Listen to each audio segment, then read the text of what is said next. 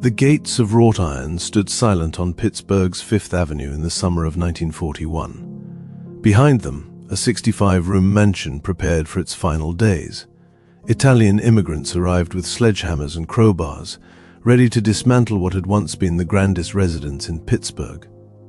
The house had stood for only 31 years. Inside its walls, one of America's wealthiest families had raised their children, entertained presidents, and watched their empire grow to staggering heights. Yet now, in the depths of an economic crisis that shook the nation, even the Mellons could not escape the crushing weight of circumstance. This is the story of how a dynasty built on steel, oil, and banking came face to face with forces beyond even their immense power to control. It began not with wealth, but with hunger. In 1816, a young man named Archibald Mellon stepped off a ship from County Tyrone in Northern Ireland. 2 years later, his son Andrew followed, settling in the rolling hills of Westmoreland County, Pennsylvania. The family worked the land, scratching out an existence from rocky soil. Andrew's grandson, Thomas Mellon, would later recall his father's bitter complaints about the oppressive taxes that had driven them from Ireland. That resentment of taxation would echo through generations, shaping the philosophy of a dynasty yet unborn. Young Thomas Mellon despised farm life. As a child visiting Pittsburgh, he gazed in wonder at a steam-driven grist mill and the opulent brick mansion of its owners. That mansion belonged to the Negley estate, one of Pittsburgh's most prominent families. The image burned itself into Thomas's mind. He vowed that one day he would live in such splendor. Through calculation and determination, Thomas Mellon escaped the farm. He studied law, became a judge, invested shrewdly in Pittsburgh's booming real estate market. His courtship of Sarah Jane Negley was strategic as much as romantic. When they married, she brought with her a share of her father's properties, including that very mansion Thomas had admired as a boy. Pittsburgh's industrial revolution was gathering steam, and Thomas Mellon positioned himself at its center. In 1869, sensing opportunity in the city's exploding steel, coal, and glass industries, he founded T. Mellon and Sons Bank. Most bankers of that era avoided the risks of industrial lending. Thomas Mellon embraced them. His philosophy was simple yet visionary: lend money to those engaged in useful and productive enterprises. The gamble paid off spectacularly. As Pittsburgh's furnaces roared to life, the Mellon fortune grew, but Thomas Mellon's success came wrapped in a dark philosophy. He despised democratic politics, viewed public schools with contempt, believing children would study harder if they had to pay. When labor unrest erupted, he wrote that it might require blood to purify society. During the Civil War, he held no strong views on slavery, but the imposition of high taxes on the wealthy enraged him. This harsh worldview, born of immigrant struggle and self-made success, would pass to his sons like a hereditary trait. Among Thomas's children, two would reshape American industry. Andrew William Mellon, born in 1855, and his brother Richard Beatty Mellon, born 3 years later, grew up in their father's gloomy East End mansion. Pittsburgh in those years earned the nickname Hell with the lid off for its choking industrial smoke. Young Andrew showed little interest in childhood pleasures. From age 11, his father took him downtown on the train, speaking to him as an adult about matters of finance and business. The boy absorbed rather than listened, his father later recalled. At 18, Andrew quit university to start a lumber business with his 15-year-old brother Richard. When it succeeded, both brothers joined the family bank. What happened next transformed not just Pittsburgh, but America itself. The Mellon brothers became among the nation's first venture capitalists. Companies that borrowed from their bank became Mellon companies as the family took equity stakes. They backed aluminum production, creating the Aluminum Company of America, which would dominate that industry for half a century. They invested in oil, founding Gulf Oil Corporation with their nephew William Larimer Mellon. They financed steel companies that eventually merged into United States Steel. They controlled coke production, chemical manufacturing, railway car construction. By the early 20th century, Andrew Mellon had become one of the richest men in the world, though few Americans had heard his name. He served as an officer or director of 160 corporations. His business partner was Henry Clay Frick, another Pittsburgh titan whose ruthlessness in breaking labor strikes had earned him national infamy. In 1900, Andrew Mellon married Nora Mac Mullen, daughter of a wealthy English brewery family. She was young, beautiful, sophisticated. The marriage was doomed from the start. Andrew threw himself into his business ventures with obsessive intensity, often working late into the night, showing little interest in family life. Nora found herself isolated in Pittsburgh's suffocating industrial atmosphere, married to a man who seemed to love money more than people. They had 2 children, but the marriage crumbled. In 1912, after a scandalous divorce that made headlines across the country, Nora left, taking with her bitter stories of Andrew's emotional coldness. Meanwhile, Richard Beatty Mellon followed a different path. In 1892, he married Jenny King Taylor, and together they would raise 2 children, Richard King Mellon and Sarah Mellon. Richard was less publicly visible than his brother Andrew, but equally essential to the family empire. He ran the day-to-day operations of many Mellon enterprises, while Andrew focused on high-level strategy and political connections. In 1910, Richard and Jenny built their dream home at 6500 Fifth Avenue in Pittsburgh's Shadyside neighborhood, along a stretch known as Millionaire's Row. The mansion contained 65 rooms spread across multiple floors. Italian craftsmen imported from New Kensington worked for months on its construction. The house featured a bowling alley in the basement, elaborate gardens designed by the nation's finest landscape architects, a carriage house, ornate woodwork, and furnishings purchased during trips to Europe. The estate stretched across 11 acres of meticulously manicured grounds. Between 1910 and 1931, landscape architects Alden and Harlow, Vitale and Gifford, and the famous Olmsted brothers created gardens that represented the pinnacle of private landscape design that money could buy. The mansion stood as a monument to the Mellon family's arrival at the summit of American power. Nearby stood the equally impressive homes of George Westinghouse, the electrical pioneer, and other industrial magnates. This was the heart of Pittsburgh's Gilded Age aristocracy, where titans of industry shaped the nation's economy from behind ornate gates and limestone walls. Yet even as the Mellons built their palace, forces were gathering that would ultimately bring it down. In 1921, President Warren Harding appointed Andrew Mellon as Secretary of the Treasury.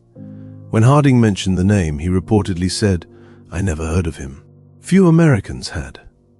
But Harry Doughty, Harding's advisor, knew that Mellon controlled more wealth and industrial power than almost anyone in the nation. Harding wanted to return America to what he called normalcy after the privations of World War I, with less government in business and more business in government. Andrew Mellon was the perfect man for that vision. Mellon brought to Washington his father's deep suspicion of taxation. World War I had pushed income tax rates to unprecedented heights, with the top marginal rate reaching 70% under President Woodrow Wilson. Mellon argued that such high rates strangled investment and economic growth. Wealthy individuals, he claimed, simply hid their money in tax-exempt bonds rather than investing it productively. Lower taxes on the rich would unleash prosperity for everyone. It took him years of political maneuvering, but by 1926, Mellon had pushed the top tax rate down to 25%. The policy, which came to be known as Mellonism, defined the Roaring Twenties. Andrew Mellon served as Treasury Secretary under 3 presidents, Harding, Coolidge, and Hoover. For nearly 12 years, the third longest tenure in American history. He reduced the national debt from $24 billion to $17 billion. He was hailed as the greatest Treasury Secretary since Alexander Hamilton. But Mellonism had a dark side. The tax cuts saved Andrew Mellon millions personally. They enriched the already wealthy while working Americans saw little benefit. The policies helped fuel a speculative frenzy on Wall Street. Money that might have been invested in productive enterprises instead chased quick profits in an overheated stock market. On October 29, 1929, the bubble burst. The stock market crashed with catastrophic force. Banks failed by the thousands. The unemployment rate eventually reached 25%. People who lost their homes built shacks from scrap wood and metal. Entire communities of desperate poverty they bitterly called Hoovervilles. The Great Depression had arrived, and Andrew Mellon was there when it happened, still serving as Treasury Secretary. Public opinion turned violently against Mellon. The man once praised as a financial genius became a symbol of the greed and excess that had led to catastrophe. Critics argued that his tax policies had concentrated wealth at the top, while starving the government of revenue needed for public works. His business dealings came under intense scrutiny. Had he truly divested from his companies as required by law for a Treasury Secretary? Or had he maintained control through his brother Richard and other family members? The evidence suggested the latter. Richard Mellon served as a director of nearly every company from which Andrew claimed to have divested. When Alcoa, the Mellon-controlled aluminum monopoly, negotiated a crucial merger in 1924, Andrew Mellon participated in the negotiations in a private railroad car. His lawyers later claimed Mellon had simply looked out the window the whole time, paying no attention to the conversations around him. Few believed such transparent fiction. If you're finding this story fascinating, please consider subscribing to our channel. We bring you deep dives into the hidden histories of America's most powerful families, the rise and fall of empires, and the human stories behind the headlines. Hit that subscribe button and the notification bell so you don't miss our next documentary. In 1932, as the Depression deepened, the House of Representatives tried to impeach Andrew Mellon. To avoid further embarrassment, President Hoover appointed him ambassador to Great Britain. Mellon left Washington in disgrace, his reputation in tatters. The New Deal policies of Franklin Roosevelt turned Mellon's worldview upside down. Roosevelt, whom one biographer called a traitor to his class, raised the top income tax rate as high as 94% to fund World War II and create a social safety net. The government reinstated the estate tax and gift tax that Mellon had tried so hard to eliminate.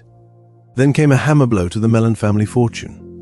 The Roosevelt administration launched an investigation into Andrew Mellon's 1931 tax returns, claiming he had evaded $3 million in taxes. The case dragged on for years. Though a grand jury refused to indict him, the Board of Tax Appeals continued its investigation even after Mellon's death in 1937. Richard Beatty Mellon faced an even worse fate. Shortly before his death in 1933, Richard had given his two children, Richard King Mellon and Sarah Mellon, $75 million in stock. This was a classic estate planning move, designed to reduce the value of his estate and minimize death taxes. His estate claimed to be worth only $11 million. Roosevelt's tax collectors cried foul. They saw the gift for what it was, a scheme to avoid taxation. After a bitter fight, the government prevailed. Richard Mellon's heirs ultimately paid more than $40 million in federal and state taxes, equivalent to roughly $840 million today.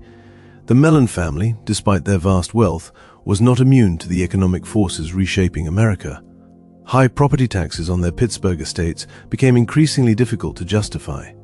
The magnificent mansion on Fifth Avenue required constant maintenance. Heating bills alone were astronomical for a 65-room house. The gardens needed full-time staff. The building itself, constructed in an era of cheap energy and labor, had become a financial burden in a world where both were expensive. Richard King Mellon and Sarah Mellon Scaife, who had grown up in the mansion, faced a painful decision. Their father and mother had both died in the 1930s. The house, once filled with the sounds of family life and glittering social events, now stood largely empty. The children had their own lives, their own homes, but more pressingly, they faced crushing tax bills from their father's estate and ongoing property taxes that the city of Pittsburgh refused to forgive. In 1940, the city demanded payment of back taxes on the structure. The Mellon heirs asked for forgiveness or a reduction. The request was denied. Pittsburgh, suffering through the Depression just like the rest of America, needed every dollar of tax revenue it could collect. The Mellon name, once a guarantee of deference and special treatment, now inspired resentment. The family that had grown rich from Pittsburgh's industries owed the city its fair share.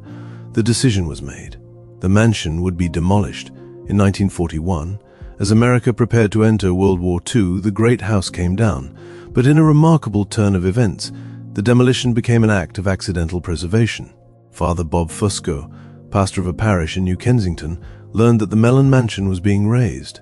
He contacted the wrecking crew, asking if his church might salvage materials from the demolition.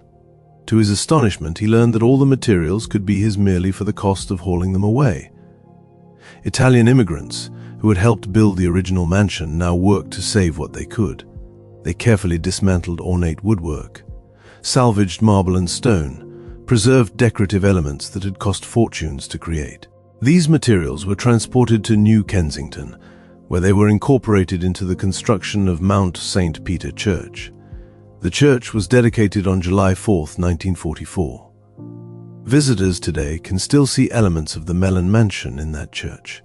Marble columns, decorative stonework, wooden beams that once supported one of America's grandest homes. The land itself was donated to the city of Pittsburgh in 1943 by Richard Mellon and Sarah Mellon Scaife. It became Mellon Park, a public green space open to all. The magnificent gardens, once enjoyed only by the wealthy few, were adapted for public use. The walled garden, surrounded by brick and limestone walls, remains one of the finest examples of early 20th century landscape architecture. The garden's fourth wall had been part of the mansion itself. Fountains, stone walkways, and ornate iron gates designed by renowned blacksmith Samuel Yellin still grace the park. The carriage house became the Phipps Garden Center, serving the community for decades. By 1950, additional land acquisitions had expanded Mellon Park to 33 acres. Landscape architects of the mid-20th century, including Ralph Griswold and Gilmore Clark, worked to transform the private estates into a unified public landscape. What had once been the exclusive preserve of Pittsburgh's industrial aristocracy became a place where ordinary families could picnic, play tennis, attend concerts, and enjoy the beauty that money could create.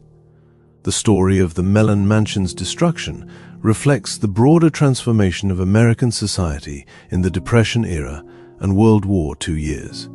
The Gilded Age philosophy that had built the great fortunes, low taxes, minimal government, concentration of wealth, had failed spectacularly. The crash of 1929 and the depression that followed discredited the Mellon approach to economics. America emerged from those years with a new social contract. High progressive taxation, government investment in public works and social programs, strong labor unions, regulation of financial markets, these became the pillars of a new economic order. The Mellons themselves evolved with the times, though not without resistance. Sarah Mellon Scaife, even as her father's estate was being pursued by tax collectors, was already creating trusts for her son Richard Mellon Scaife and later for her grandchildren. She tucked shares of Mellon family banks, coal companies, and Gulf Oil into these trusts, shielding them from estate taxes. It was a lesson learned from painful experience.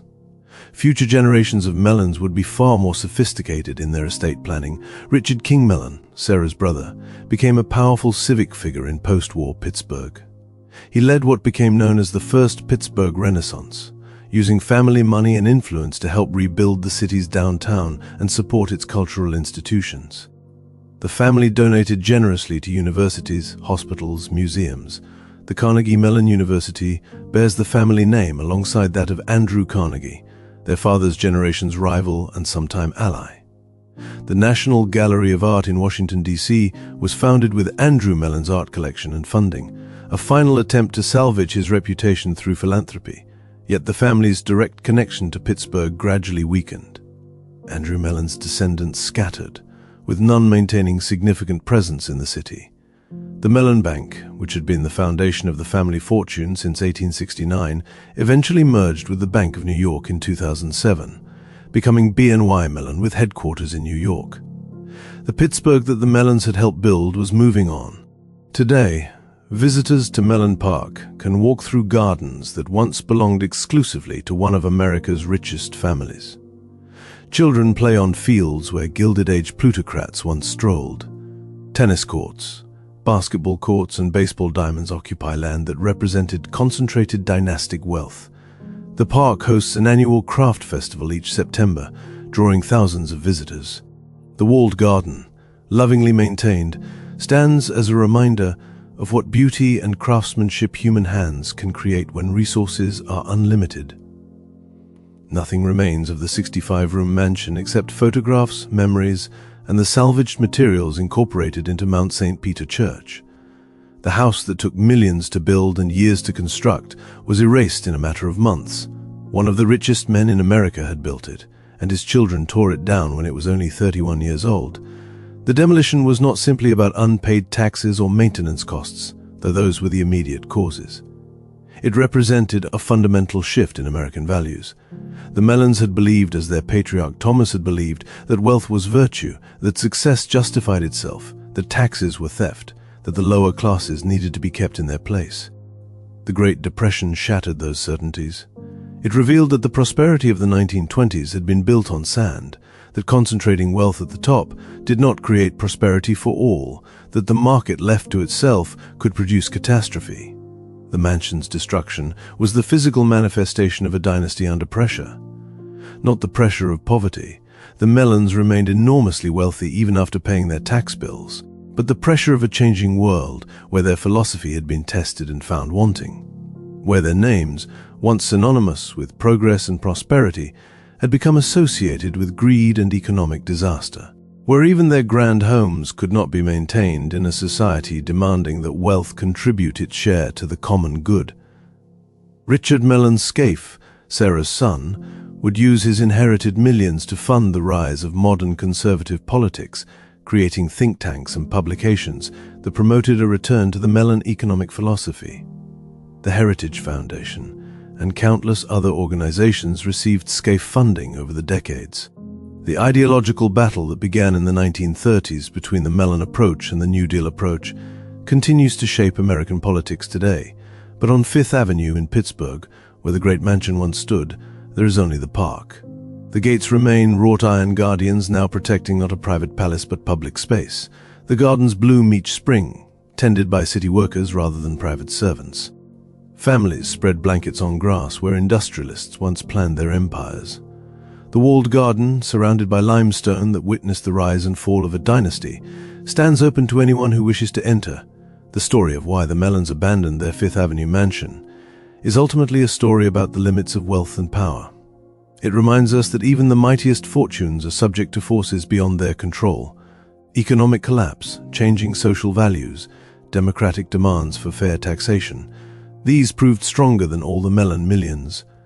The family that had shaped Pittsburgh's rise could not prevent the destruction of their finest home. The men who had controlled aluminum, oil, steel, and banking could not control history. If you enjoyed this deep dive into the hidden history of American wealth and power, please give this video a like and subscribe to our channel. Share it with anyone fascinated by the real stories behind America's great families. And let us know in the comments what other historical mysteries you'd like us to explore. Until next time, remember that history is not just about the past. It's about understanding the forces that shape our present and future.